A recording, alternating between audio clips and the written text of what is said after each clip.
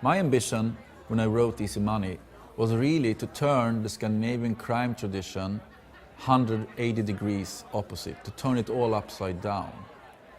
If traditionally you have a private eye or a police investigator as the main character in Swedish crime literature, I wanted to have the criminals themselves as main characters. If traditionally the plot starts off with a murder and then unfolds and you get the solution by the end of the book, I wanted the plot to revolve around the real crimes from the real streets of Stockholm, the crimes I see every day in my job as a criminal defense lawyer. I remember very clearly the spark that triggered me to write this first book. I was at the time working in the court, and we had a trial. 3 young men were prosecuted for an armed robbery in an apartment. They were facing long prison sentences. At the end of the trial, the judge asked them, "Where do you see yourself within 5 years?"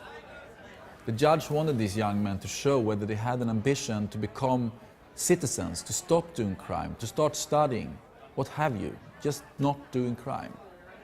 But instead of answering the judge, they stood up in the chairs, and the guards actually had to push them down, and they started to shout. And they shouted, "You don't understand anything. You don't understand the lives we live. You don't understand where we come from. You don't understand that this is the only way we can live our lives." And I remember coming home that night, I sat down by my computer and I started to write. The first piece I ever wrote.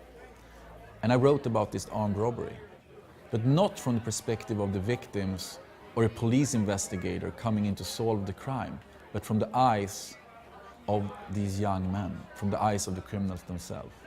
Because I figured, if they claim that this is the only way they can live their life, it must be our interest to the reader and to myself to try to get into their heads, to try to understand how could it be that you commit crimes and you see it as the only way you have to go.